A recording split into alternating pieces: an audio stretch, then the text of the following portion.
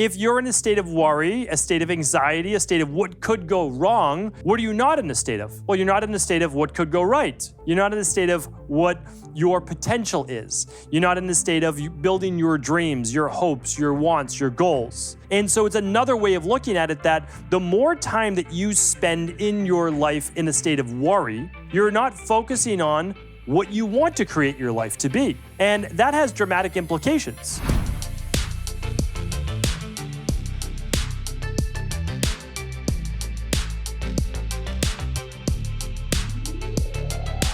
Welcome back, everybody. We're here today with our brand new Mindset and Motivation Monday. So good to have you here today. We're going to be going over one of the most brilliant sayings that I've ever heard from Dr. Bruce Lipton. Now, I've had many virtual-based mentors over the years. One of the people that I've loved to listen to, learn from, and study back in the day was Dr. Bruce Lipton. I've talked about his book before. It's a really simple, easy to read, approachable book that anybody can check out. It's called The Biology of Belief. We can certainly link it up today at stevencabral.com/2719, of course, with the 3 big takeaways for the show. But he said this quote that I hopefully will translate properly and it will come through correctly to you. And that is, worrying is praying for what you don't want. And I want to break that down today, but I also want to repeat it one more time so that you can see if you can kind of pick out the gem that it is right away. Worrying is praying for what you don't want. And I want to share that with you. I shared it with my daughters the other night. It was the first time I've heard it. And again, I've heard Dr. Lipton speak many, many times. I've read his books, all of that. But the reason that I wanted to share that with them, and the reason why, of course, I want to make a whole podcast out of it, is that what we focus on in life is what grows. So there is this thing called, right, the law of attraction, the law of vibration, the law of frequency. Some people believe in it, some people don't. What I like to break it down to is the actual science behind it so that you don't necessarily need to believe in, oh, is this thing real or not real? We are vibrational-based beings. We are energetic-based entities. The vast majority, meaning 99+% of our body, is moving space. I mean, that's really what it is. It is vibrating electrons and molecules and quarks and atoms.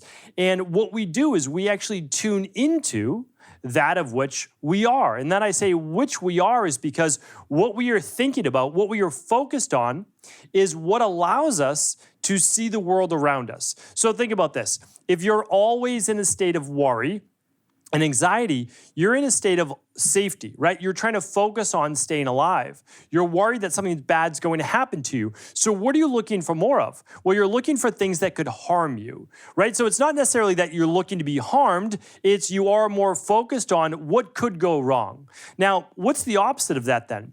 If you're focused on what could go wrong, well, you're looking for those things. You might be what's called vibrating with those things, bringing that into your life. Now, some people believe that, some people don't. I think you could actually break down quantum physics, quantum mechanics, and actually show how a like frequency, worry, may attract other things that are worrisome to that person. Now, they may not be asking to get in the car accident or a health issue or whatever it might be, financial-based issue, is they are worried about things, negative things, and those negative things could come into their life. There's no doubt about it. But I have another way of looking at it that I want to share with you here today. If you're in a state of worry, a state of anxiety, a state of what could go wrong, what are you not in a state of? Well, you're not in a state of what could go right. You're not in a state of what your potential is. You're not in the state of building your dreams, your hopes, your wants, your goals.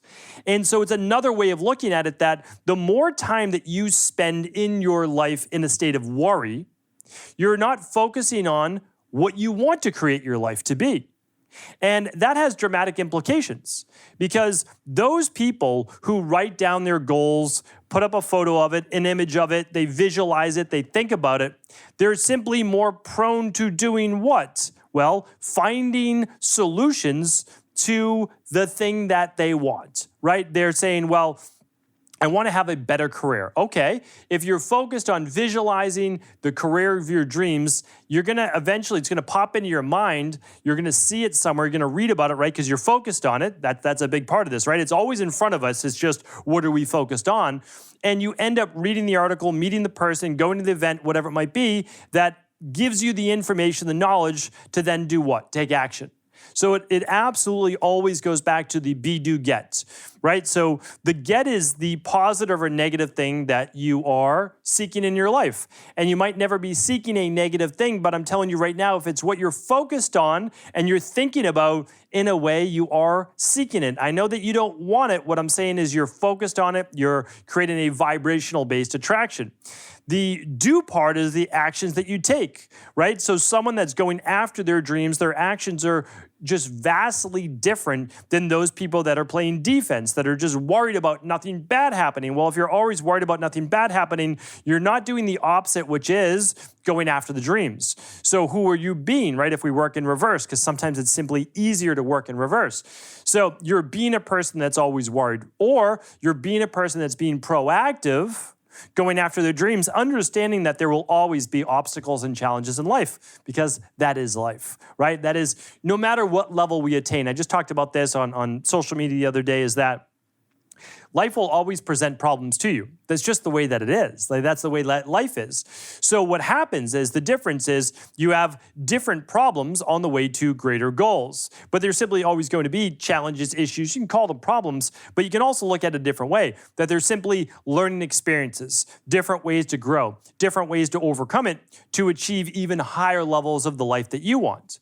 And no one can tell you what it is that the life that you want should be. It's simply what you choose it to be, what you'd like it to be, and then you're always going after that. And the going after it is actually what we refer to then as the journey. So you will get to a point, there's no doubt in my mind, everybody does, if you stick with it long enough, you get to a point where you realize, oh, okay, I'm always going to set bigger goals for myself. I thought once I achieved this, I was going to be good, I was going to be happy, everything was, grand and all that. Okay, well, here's the thing. It's not that you're not happy. You are happy, but you realize that a lot of the happiness is actually in the action.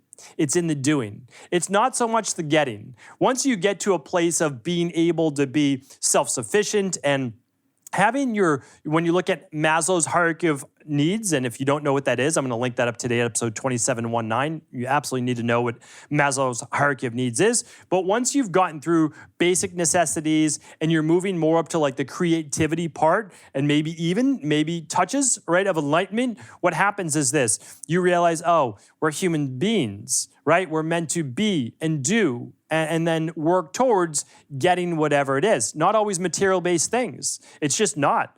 But what it is it is a journey. And so although you set new goals, the goal is no longer as important as the actual doing and being throughout your life, because we all have to do something with our life. So then when we realize that, and then we also couple that with realizing that there will always be challenges and obstacles, because we're simply creating bigger goals for ourselves, then we realize, well, the obstacles and the challenges, they're not something to be pushed to the side or, for the most part, even to be not even wanted. They're there to keep us actually on the journey. And the journey, if we can focus on that, we can say, wow, there's such pleasure in this, that it is challenging at times. Think about raising your kids. Challenging, right? But at the same time, hopefully you can see the benefit and the pleasure in that at the same time. A career is the same exact thing. Anybody who's ever started a new career or started a new company or whatever it might be, you realize that, yeah, there's a lot of escape velocity that you need to get it started. But once it gets going, you're like, oh, I'm seeing progress. This is getting better. And it's like that in any area of your life. So what I implore you to do is almost take a survey of your life right now. On a daily basis, are you worrying about what could go wrong or has gone wrong, right, in your life, more than what could go right or has gone right? So I just ask you that. Like, what are you more focused on? When your thoughts come into your head and you're going about your day, is it more worry, or is it more pleasure thinking about the future of what you could create or what you have right now? I mean, that's the best spot to be, right? If you can focus on gratitude And you can focus on perspective about your life, saying like, yeah, I don't have everything that I want right now. However, look at everything that I have been able to achieve. Look at everything that I have been given, however you want to look at it, and how much gratitude you have for that. When you can start to look at life that way, life changes, because now you're focused on all the things that you do have instead of all the things that you don't have. You're focused on, well, life could be worse, rather than worried about how much worse it could get, because you've been through so much already and you are here, right? Life always does seem to work out. You're here right now. You've gone through so much. There's no doubt about that. I have no doubt in my mind that you've overcome other obstacles and challenges in your life. So if you're worried about a particular outcome of a worrisome thought right now, why do you believe that it won't work out when most likely most things in your life have worked out to this point, especially if you've had something to do with it, right? If you're able to do something about it, if you're able to take action, if you see that there is a positive outcome and you can work towards that, why wouldn't we focus on that instead? We can't control everything in life, but we can at least control our actions. And to an extent, we can control our thoughts because we can begin to reframe them. So if you are worried about your job or relationship, or it's your health or body, okay, I get it. Like, there are a lot of things in life to be worried about. But think about what you're worrying about, and then think about what could be done in order to supersede that or circumnavigate it or overcome it, or just not even have it be a real virtual possibility, because you've done so much in order for the positive outcome to come about. And if the negative ever does come into your life, you just say, okay, but I've already prepared for this. I already understand it. I know about it. I've studied it. Here's how I'm going to overcome it. I'm going to, get the help from a coach, from another practitioner, from whatever it might be. And most likely, this is what I always say, most likely whatever problem you're dealing with has been dealt with before in all of human mankind. So if someone's already dealt with it and they've already gone through it, what's their perspective? How did they overcome it? What do they focus on? What are the steps? What's the blueprint? What's the protocol? What's the plan?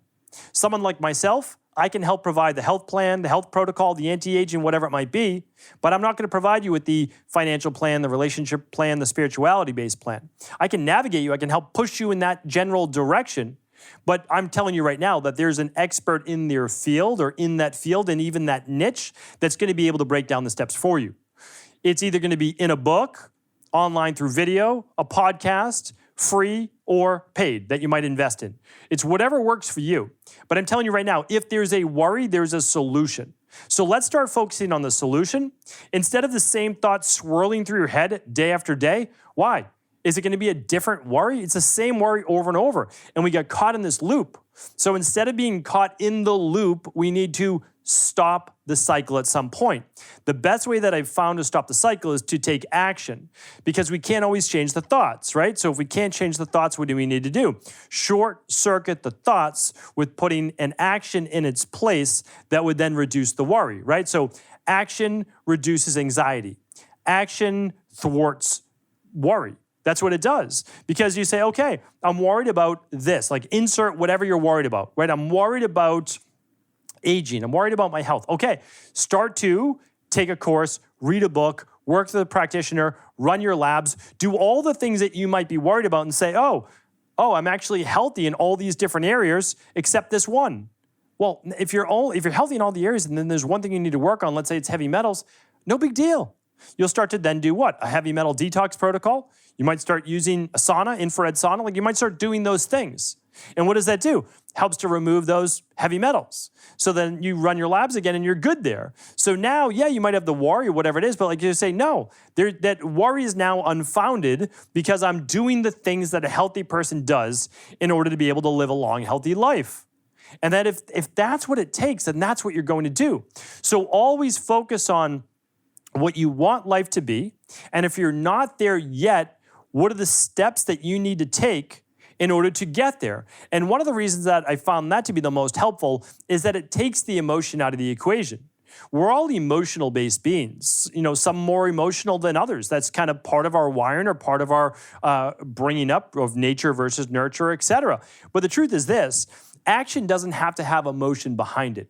You can simply say, the people that were able to achieve what I wanted to achieve typically did these things. And then it's your job to say, okay, I now am going to start to do these things as well. And the likelihood of me achieving what I want to, if I do these things, is very high, because that's what's been proven over the years. And then you start to take the actions. Now, the amazing thing, what happens is, as you begin to move your feet, as the Amish say, right? As you pray, move your feet, which I love. I mean, it's one of my other famous, or not my famous sayings, but one of my other favorite quotes of a famous saying to quote. And the reason why I love that is that, yes, ask God, ask the universe for what it is that you want. Absolutely do that. You should. But at the same time, do your part, right? So work with the vibration of nature, the frequency of nature, all of those things. I love that. But at the same time, put in the work, do the action, take your part.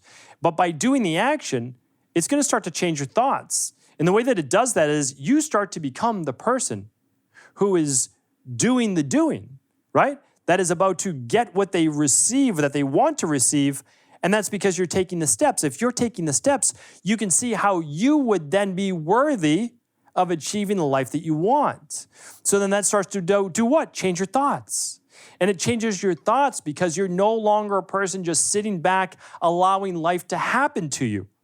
You're going out there as an active participant in life, making life happen, shaping life in a way that's more suitable to you, that's hopefully of service to others as well. But at the same time, why can't it be of service to you? Be of service to you. Help yourself out. I've always found that if I'm able to fill up my cup, I have more to pour out to others.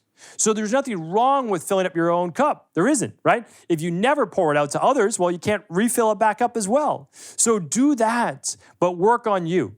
If you're stronger, more confident, you have more in life, you can give more. So it's another way of looking at it too. Even if you don't feel deserving or worthy quite yet, think about this. The more that you can accumulate in all areas of your life, the more that you can teach, the more that you can give, the more that you can do for charity, your community, your culture, your family.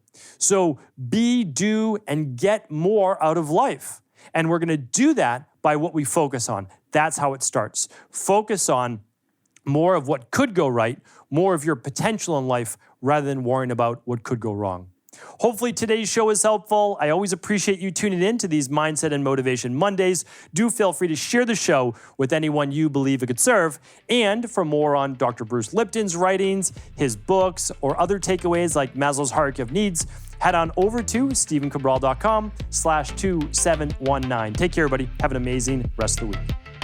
Thanks so much for tuning into today's show. Before you go, don't forget to hit that subscribe button. I want to make sure that you're getting our daily content, not missing out on anything functional medicine, wellness, weight gain, weight loss, anti-aging, living longer, stronger, and all of the most cutting-edge research. And if there's any topics you want to hear, feel free to leave them in the comments below. Take care.